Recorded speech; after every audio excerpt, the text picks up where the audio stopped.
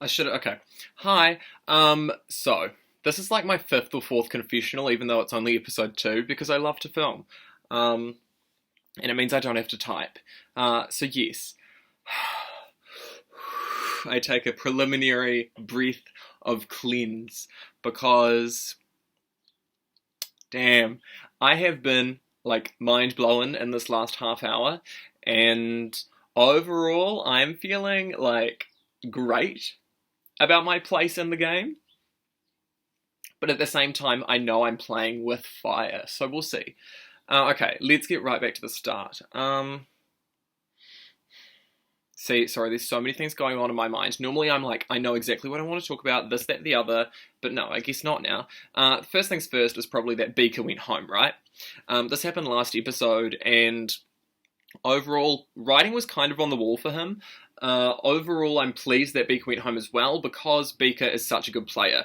I haven't said this in my confessionals, kind of, but as soon as Beaker's name was out there, I knew he was going to be the one to go home because Beaker is simply just such a formidable player from what I know, which is metagamey, but at the same time, there are other reasons why he should have been the boot anyways, so I'm kind of content.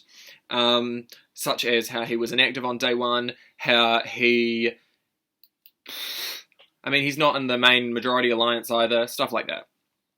I honestly think that I'm fourth in the alliance because it would go Adam and Cobalt and Jonah and me, because Adam and Cobalt now have that Bayou connection that I've just learnt about. We can talk more about that later. And then Noah is just so social. And then it'll be me, and then it will be Skiwi, and then it will be Noah. Because Adam and, like, Jonah... I'm burping, wait. Oh, that felt awful. I'm dealing with gastric situation. Anyway, Adam and Jonah in the VC just before kind of badmouthed Noah to a point where I'm like, oh shit, let's make the game personal on episode 2. Oh, I see you. Which I don't know if I agree with, but at the same time, I don't know if I don't agree with. Right now, my fate lies within the Connect Whores Alliance, which consists of myself, Jonah, Adam, and Cobalt. I apologise in advance if you can hear the loud traffic down the main road, because I can. But yes, that main alliance is still going strong, and hopefully it will continue to do so. I am excited to come back with this Bayou information, because I can prove to them that I have all of this, like all of the information now, you know? And so being able to be that middleman between the tribe and the Bayou means that I can foster further relationships where I am the middleman again.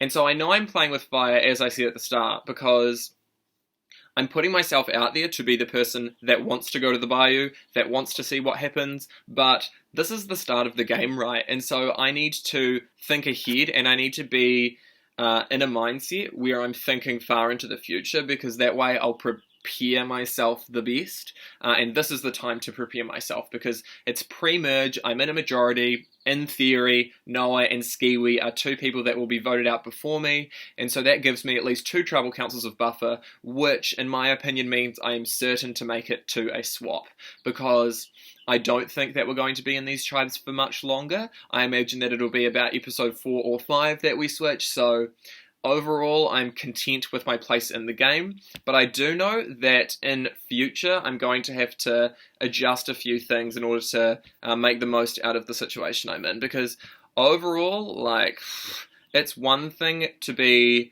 in an alliance, but it's another thing to be at the top of it. Don't necessarily know if I am right now. Wait, I do necessarily know, and I'm not. But the thing is, the fact that I know I'm not at the top of that group tells me that I kind of am, because you're only as powerful as your understanding of the game in relation to everything else. And so, thinking about my past org experiences, I was on the bottom, but I didn't know, or at least I was in an alliance, but I didn't know my place in that alliance. But now, I know that I am kind of fourth in this tribe. So overall, I don't think there is much point in me turning on Adam, Jonah, and Cobalt right now, but I know that down the line I'm going to have to. Especially because Adam and Cobalt have that pre-existing connection with the other 6 players, or, I mean, there were 6 of them. The other 4 players, rather. that won the reward challenge immediately and got to call with the moon, whatever that means. Overall, I'm kind of alarmed at the fact that there is that pre-existing 6-person alliance, basically. On the other hand, I'm alarmed because I did not know that Adam and Cobalt were the 2 people that won. And I don't know if this is something I just missed, or if this is something that they've intentionally kept from me, but it's kind of shaken me, the fact that I didn't know this prior, because I thought we had open lines of communication, right? Especially because CharitORG seems so strong. So yeah, that's something for me to note in the future, and it's certainly something I want to mitigate. Anyways, I've talked about Beaker, I've talked about that. The challenge was fun. Fulfilling the scavenger hunt challenge was totally a vibe. I just hid in my submissions channel messing around with the FM bot the entire time, I'm not going to lie. But it was nice to be on a VC with everyone, and it made me feel more secure in CharitORG, because yesterday I did not get to participate in the challenge because I just slept all day. So I'm pleased that I was able to make up for it today. 2 other things I wanted to talk about. The first is how I have changed my fate, because my last org, Slowviver, I was voted out in episode 2, and it was, we faced the first 2 tribal councils. It was 3 tribes of 7, and there were only men in the tribe. So the fact that I know I'm not going to be fulfilling that same prophecy, it's fantastic, the fact that I've broken the curse, you know? And the other thing I wanted to talk about is kind of the other side of that double-edged sword, that being the fact that I am at the Bayou, and it's something that I saw with Noah, the fact that Noah was not able to, you know, be on the same wavelength as all of us because he was absent at that first point, but overall, I'm okay with being on the Bayou right now. It would be a different story if my tribe was going to tribal council without me, because as much as I don't want to be voted out, and as much as I don't want to, you know, face tribal council, I would rather face tribal council and survive it than go to the Bayou, potentially have a disadvantage, something negative happen to me.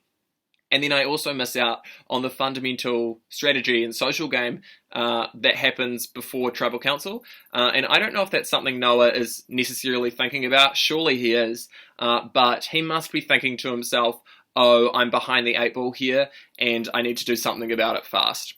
But yeah, right now, I'm kind of just laying low as I can. It's ironic for me to say that I'm laying low, but I think I am, because Jonah seems so out there. Adam and Cobalt have that connection. I think Cobalt is probably playing a similar enough game as me. That did not make grammatical sense, but you know what I mean. Also, I need to stop looking at myself. As hot as I am, I need to stop looking at myself. Yes, Cobalt is playing kind of under the radar, despite being in a powerful position. And so right now, I don't know where it will shake. I have a lot of faith in that alliance, but yeah, as I said at the start of this confessional, I certainly need to adjust a few things, tinker a few things, and then I can ride this out a little better. But yeah, I'm laying low, but I'm laying low as comic relief, almost. I've almost positioned myself as the funny guy. And I mean, like, naturally this always happens because, like, but on the other hand, it's good because in past orgs, especially, I'm sorry for talking about past orgs so much, but, like, they're framing my mindset right now. As much as past orgs have broken me and made me realize, oh, I need to tone myself down, I've decided in this org that I'm just playing for fun, and so as a result, I kind of don't care about mitigating my threat level, because CharitORG is a big org, you know, and so overall, I would not be surprised if what I thought was an intense social game is actually just a normal social game, and that I've been in past orgs, you know, kind of shooting myself in the foot there. So yeah, overall, I've said overall far too many times in this, but overall, I'm feeling pretty good. Yeah, we'll see how everything goes, and we'll see how this Bayou goes as well. I'm excited to talk to Liz and Josh. Josh, I love. I kind of already know him. Liz is female, so I'm not voting her out until the merge. And so I'm really happy with the people I've been Bayou'd with because, as always, I only target non-American men, or I only target American men, rather, before pre-merge, or like in this phase. So here we are. Yes, if you've made it this far, thank you so much for watching, and I mean kudos to you for wasting 10 minutes of your life on me talking to my camera like this. I don't know. No, these are really fun to do, and the fact that I am able to make video confessionals means not only I can look back on the game that I've had, but it also means that I can concisely talk everything out. It feels like free therapy, frankly. So yeah. Anyways, catch you on the flip side, and I'll see you when I see you. Goodbye. I can't find my mouse to end the video. Yeah, okay. Peace.